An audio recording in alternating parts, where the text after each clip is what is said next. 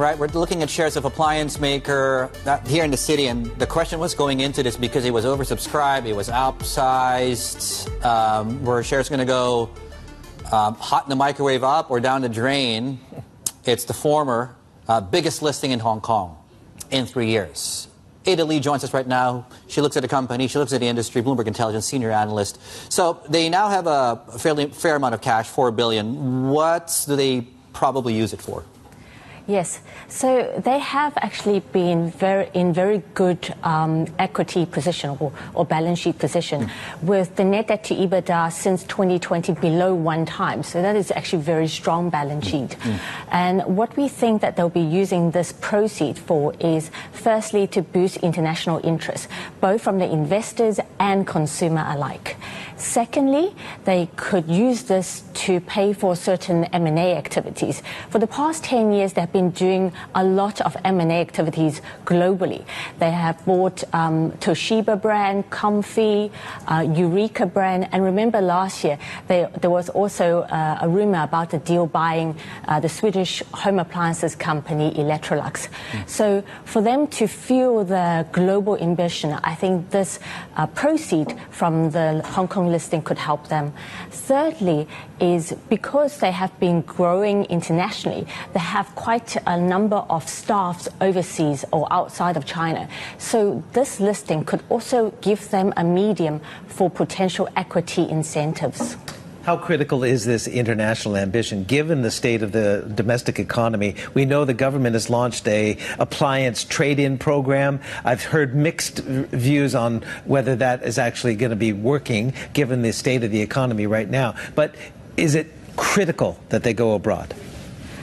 Well, they are currently about 40% of the sales is from the global business already. So I think it has always been in the ambition to go overseas and also to diversify their risk, from just being concentrated in China. So currently they are actually the largest air conditioner company in China by market share, having surpassed that of Gree. And, with the New for All program, I think there's definitely some short-term boost coming through, especially on the upcoming Singles Day. But how effective that is, it's way to be seen because of the state of the economy and also people's willingness to actually trade in the old home appliances. If you look at it historically, home appliances are normally purchased when you buy new properties. And that's the key stimulus or key drivers for home appliances growth. But nowadays, for them to swap out the old one, normally what happens is only when it's broken, you swap it out. So a fridge typically can last for 8 to 10 years. But in the olden days, it seems like the quality is actually quite good. So sometimes it can last till 15 years. Do people want to swap it in before it's broken? It's something to be seen. Yeah, I have stuff in my fridge. It's actually older than the fridge itself. That's probably, okay, yeah. No, don't go there. I'd save that inside your brain. Going beyond the company itself and the stock, right? This had a lot of significance too as far as Hong Kong.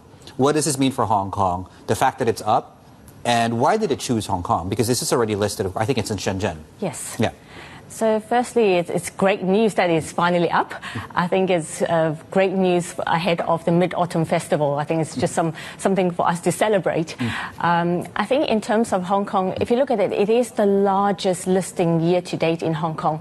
But when you look at globally, it is actually the second largest globally after the Lineage, which was listed in Nasdaq in June this year. So it is a massive listing on a global level as well.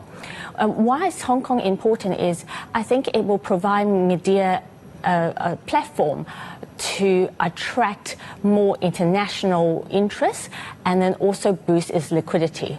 So I think it is very important for Midea itself, but for the Hong Kong listing, it will pave the way, or what we believe is it will pave the way for other potential listings. So year to date, there have been quite a few number of potential candidates withdrawing or halting their application on the Hong Kong listing. And we think this successful IPO could pave the way for other companies, one of which we're watching closely is China Resources Beverages. They are the largest bottled water company in China's in terms of still water, and we're waiting for them to list. Well, Bonnie Chan, that's music to her ears as the Hong Kong Stock Exchange chief executive, as her pipeline is starting to come to fruition, obviously. All right, that's Bloomberg Intelligence senior analyst Ada Leith.